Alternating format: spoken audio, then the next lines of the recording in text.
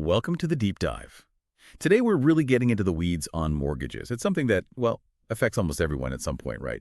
Buying a first home, maybe refinancing, or even just figuring out how this major part of the economy actually works. We've done a deep dive into some great sources covering navigating mortgages, types, terms, and the home buying process. Our mission today, to pull out those key insights, stuff you really need to know to feel confident, not, totally swamped by jargon. Exactly. And what's really interesting here is that a mortgage isn't just like a financial tool. For most people, it's the actual key to unlocking homeownership, which is a huge life goal. So understanding how they work, it's not just about numbers, it's about strategy. Today, we'll break down the definitions, the whole application journey, the different kinds of loans out there, and crucially, how it all hits your wallet. Okay, so let's start right at square one. When we talk about a mortgage, what are we actually talking about? We hear the word all the time, but let's get crystal clear. Basically, it's a loan you use to buy or sometimes maintain real estate, like a house. But here's the really critical part, especially if you're thinking long-term about equity or maybe future moves. The property itself, it acts as collateral. That's the core concept. The house secures the loan. So the lender puts what's called a lien on the property. That's a legal claim. If you stop making payments, that lien gives the lender the right to foreclose, to take the property back, to recoup their money. It sounds a bit scary, but it's this structure that actually allows people and businesses to buy expensive assets like homes without needing, hundreds of thousands in cash up front. It really opens up real estate ownership. Right, makes sense. And when you pay it back, it's the loan amount plus interest spread out over time. Usually it's fully amortized. That just means your main payment principal and interest stays the same each month. What changes, though, and this catches people out sometimes, is the mix. Early on, way more of your payment goes to interest. Later, more goes to the principal, the actual loan balance. Ah, okay. So paying extra early on can make a big difference then. A huge difference. Even small extra principal payments early can cut down the total interest paid dramatically and shorten the loan term. It's a smart move many overlook. The typical terms are 15 or 30 years, but you do see others maybe as short as 5 or even longer than 40 years sometimes. Each has different implications, of course. Interesting. And you mentioned the word itself, mortgage, has a story. Yeah, it's pretty fascinating. It comes from Old English and French, and it literally means death vow or dead pledge. The idea was the pledge, the loan, dies when you either pay it off completely or if you default on it. Kind of grim, huh? Death vow. Wow. Okay, definitely memorable. So we know what it is now. Let's talk how. How do you actually go about getting one? It seems like a big process. It is a process, but it's logical. You start by applying, usually to a few different lenders to compare offers. They'll then dig into your finances pretty deeply. They need proof you can actually pay this thing back over many years. So expect to hand over bank statements, investment account details, maybe the last 2 years of tax returns, proof of your job and income. A lot of paperwork. Definitely. And they'll pull your credit report and look closely at your score, your payment history, how much debt you already have compared to your income. That's your debt to income ratio, or DTI. Right, the DTI. Lenders focus on that a lot, don't they? They really do. A lower DTI generally means you're seen as less risky. And this is where getting pre-approved comes in. It's a really powerful step. Okay, talk about pre-approval. How's that different from just like pre-qualification? I hear both terms. Good question. They often get mixed up. Pre-qualification is quick, kind of an informal estimate based on what you tell the lender. Pre-approval is much more serious. The lender actually verifies your financial documents, income, assets, credit, and then tells you a specific amount they're willing to lend you, often at a particular rate, assuming the house appraises okay. Having that pre-approval letter, it makes your offer on a house much stronger, especially if there are multiple bids.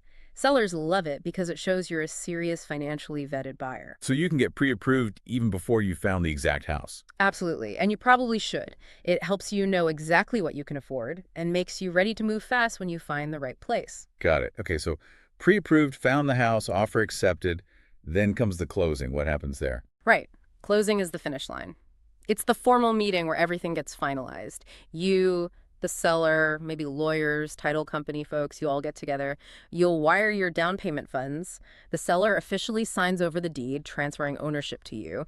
And you sign a mountain of paperwork, including the mortgage note and the deed of trust or mortgage document itself. The famous stack of papers.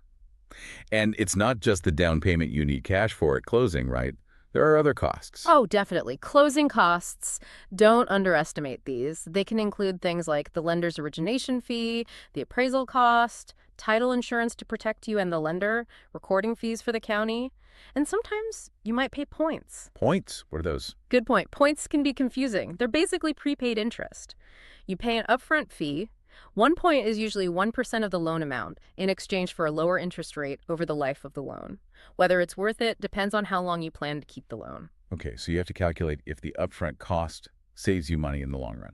Exactly. You need to figure out the break-even point. And before closing, there's also the underwriting process.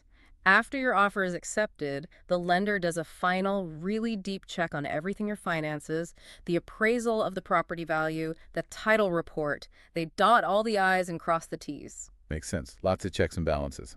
Okay, so we've navigated the process. But what kind of mortgage are we actually signing? I know there are different types.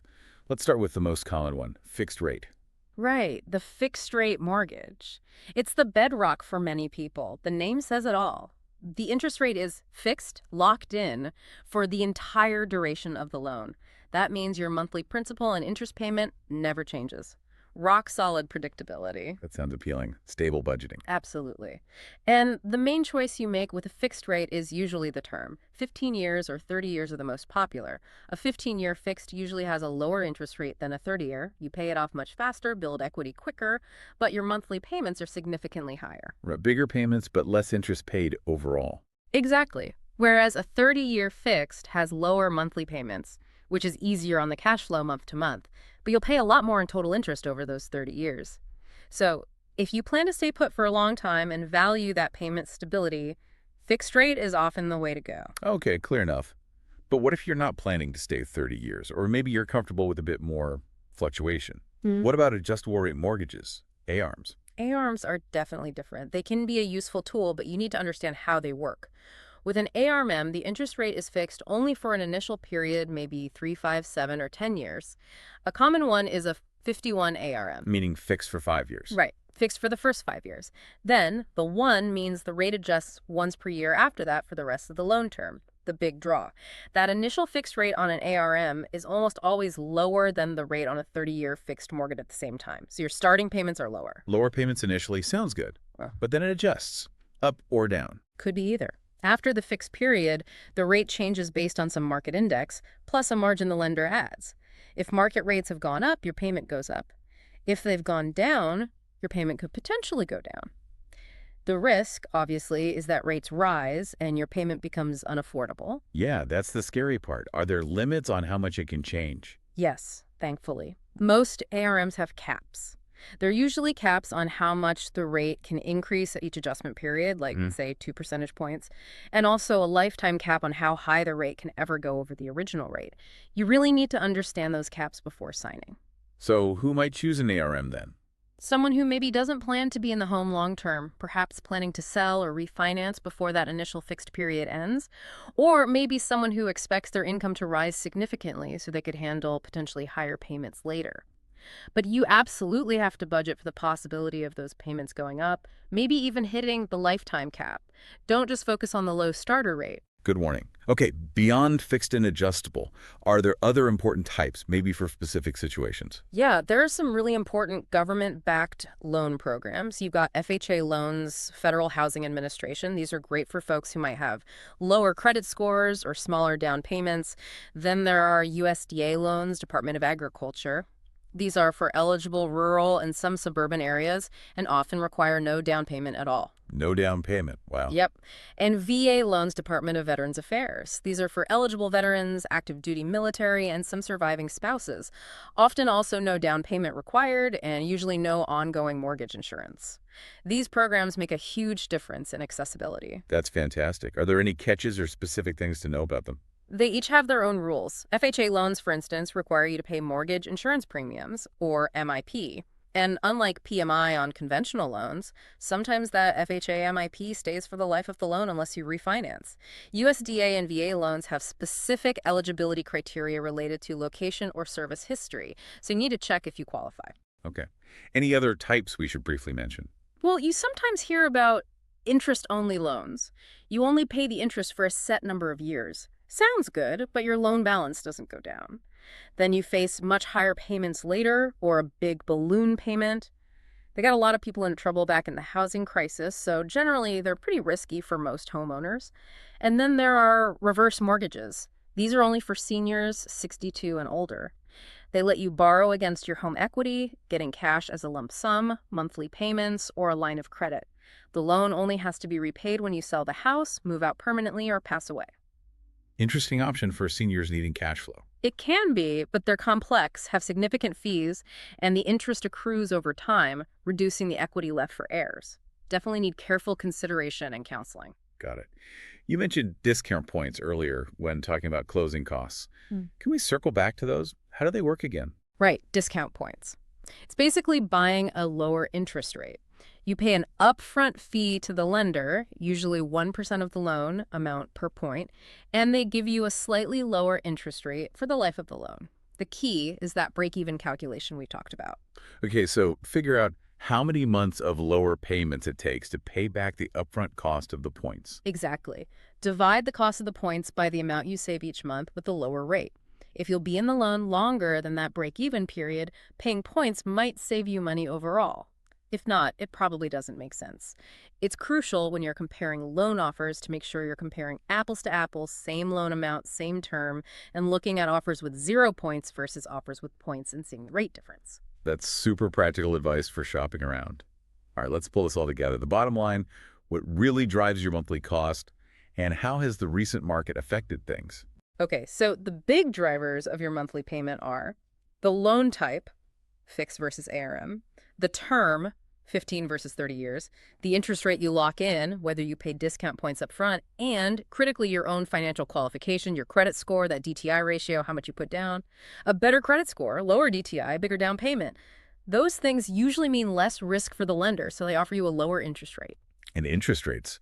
Wow, they've been on a wild ride lately. It feels like that's dominated the housing conversation. It really has. We saw those unbelievable lows back in 2020, 2021. Remember rates in the mid-twos for a 30-year fixed? Unprecedented. Then came 2022 and 2023 rates just shot up. They blew past 7%, even touched 8% briefly in October 23, which was like a 24-year high. Major sticker shock for buyers. Huge difference in monthly payments. Massive. Since then, it's been bumpy. They dropped back down end of 2023, but then popped back over 7% again in spring 2024.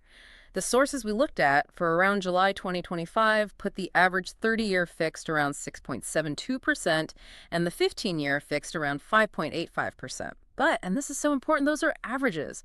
Rates change daily, even hourly sometimes, and vary a lot between lenders. You absolutely have to shop around. Getting quotes from multiple lenders can save you thousands, potentially tens of thousands, over the life of the loan. Don't just go with the first offer you get. Okay. You mentioned earlier, the monthly payment isn't just principal and interest, right? What else goes into that PITI acronym people talk about? Right, PITI. Principal, interest, taxes, and insurance. Often, your lender sets up an escrow account. Each month, along with your principal and interest, you pay about 112th of your estimated annual property taxes and your homeowner's insurance premium into this account. Then, the lender pays those bills for you when they come due. It makes budgeting easier, but it does increase your total monthly housing payment. Okay, so taxes and insurance are usually rolled in. What about PMI? Yes, private mortgage insurance, or PMI. If your down payment is less than 20% on a conventional loan, the lender will almost always require PMI. This insurance protects the lender, not you if you default. It's an extra monthly cost added to your payment. The good news is, for conventional loans, PMI isn't usually forever. Once your loan balance drops to about 80% of the home's value, meaning you have 20% equity, you can typically request to cancel it. And it should automatically terminate once your loan-to-value ratio hits 78%. That's a relief for many buyers putting less down. So, final practical point, where do people actually find these mortgages? Banks, online. You've got lots of choices. Traditional banks and credit unions are commonplaces. Credit unions, because they're member-owned, sometimes offer really competitive rates and good service. Then you have specialized mortgage lenders, companies like Rocket Mortgage, Better, Loan Depot, SoFi. Their whole business is mortgages, often with slick online platforms. There are also online-only lenders who might have lower overhead and competitive rates. Or you could work with a mortgage broker. They don't lend money themselves. They act like a matchmaker, shopping your application around to multiple lenders to find you the best deal. Pros and cons to each, I imagine. Definitely. Some offer better service, some faster processing, some more loan options. Again, shopping around includes comparing lender types. And use those online mortgage calculators. They're great for getting estimates and seeing how different rates or terms affect your payment. Helps you figure out what you can realistically afford. At the end of the day, getting a mortgage comes down to showing you have the income and assets to handle the payments relative to your existing debts and a good credit history. If you look riskier to a lender, you'll likely pay a higher interest rate. Okay, great breakdown. So as we wrap up this deep dive, hopefully everyone listening has a much clearer sense of the mortgage landscape, from that death vow origin to today's rates and loan types. And just to reiterate a key point, when you have a mortgage, you own the home. The bank has that claim, but the title is yours unless you default. Also, critically important, remember that mortgage lending discrimination is illegal. Lenders cannot discriminate based on race, religion, sex, marital status. If you receive public assistance, national origin, disability, or age, it's against federal law. If you think you've experienced discrimination, report it. You can go to the Consumer Financial Protection Bureau, the CFPB, or the Department of Housing and Urban Development, HUD. Absolutely crucial points. And, while all these details might seem complex, getting that mortgage and achieving home ownership is possible for many people. Knowledge really is power here. Understanding the options, asking the right questions, comparing offers, that's key. So as you think about this journey, maybe now or down the road, remember the right mortgage isn't just the one with the lowest advertised rate. It's the one that truly fits your financial situation, your comfort level with risk, and your long-term plans. You've got to look at the whole picture. Keep learning, keep comparing.